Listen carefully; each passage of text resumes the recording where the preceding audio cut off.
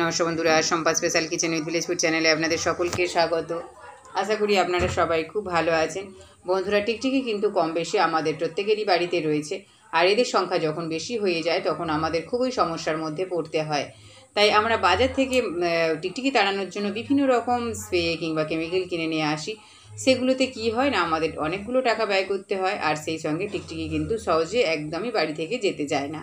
তাই বন্ধুরা, বাড়িতে থাকা কয়েকটি উপকরণ দিয়ে যদি আপনারা একটি ঘরোয়া রেমেডি বানিয়ে নেন, তাহলে দেখবেন খুব সহজেই টিকটিকি আমাদের বাড়ি থেকে বিদায় নিয়েছে।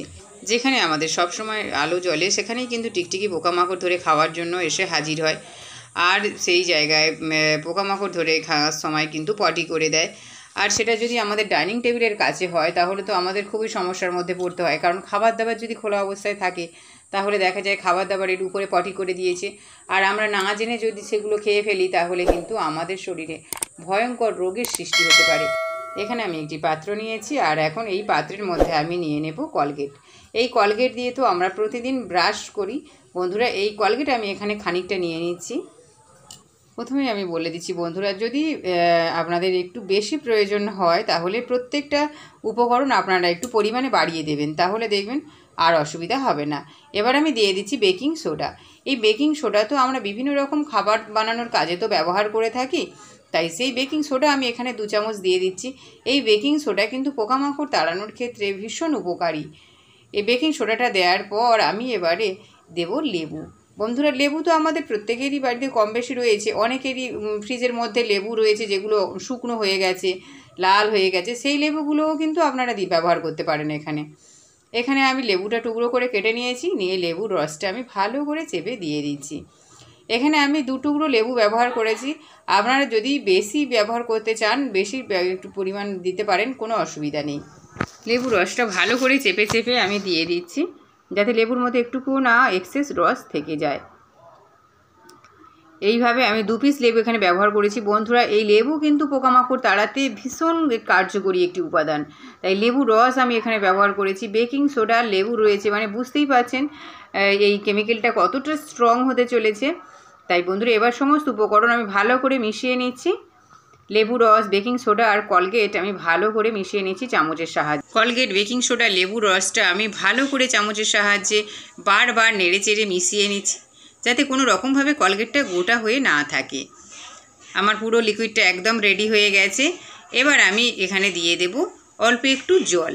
বন্ধুরা, এখানে আমি নর্মাল জল ব্যবহার করেছি, যেটা আমরা সবসময়ের জন্য ইউজ করে থাকি। আরও একটু আমি দিয়ে দিলাম। এবার আমি ভালো করে সমস্ত উপকরণ নেড়ে চেড়ে জলের সাথে মিশিয়ে দিচ্ছি। এই ধরনের নিত্য নতুন ভিডিও পেতে আমার এই চ্যানেলটিকে সাবস্ক্রাইব করবেন, লাইক করবেন, আর বন্ধুদের সাথে অনেক অনেক শেয়ার করবেন। আমার সমস্ত উপকরণ ভালো করে জলের সাথে মিশিয়ে নেওয়া হয়ে গেছে। এবার আমি এটাকে একটা স্প্রে বোতলের মধ্যে ভরে নেব। আমি আগেও বলেছি বন্ধুরা, স্প্রে বোতল হলে যেখানে সেখানে আপনারা স্প্রে করে দিতে পারবেন, খুব সুবিধা হবে। স্প্রে বোতলের ঢাকাটা আমি খুলে নিয়েছি। এবার আমি একটা ফানেল দিয়ে দিচ্ছি উপরে, আর এই ফানেলের সাহায্যে আমি এখন লিকুইডটা স্প্রে বোতলের মধ্যে ভরে নেব। এর ফলে কি হবে না, কোনো রকমভাবে আর মেঝেতে পড়ার কোনো সম্ভাবনা থাকবে না। এবার স্প্রে বোতলের ঢাকাটা আমি দিয়ে দিলাম। লিকুইডটা আমি আপনাদের দেখাচ্ছি কেমন হয়েছে হাতের মধ্যে নিয়ে। এটা কিন্তু একটা স্ট্রং কেমিক্যাল আপনারা বলতে পারেন। মাত্র একবার ব্যবহার করলেই আপনারা বুঝতে পারবেন কি ভালো আপনারা রেজাল্ট পাচ্ছেন। লিকুইডটা এবার আমি কি করব না, যে সমস্ত জায়গায় টিকটিকির উপদ্রব খুব বেশি সেই সমস্ত জায়গায় স্প্রে করে দেব। গ্যাস সিলিন্ডারের পিছনে এখানে কিন্তু টিকটিকি ঘোরাফেরা করে, তাই আমি এখানে দিয়ে দিচ্ছি।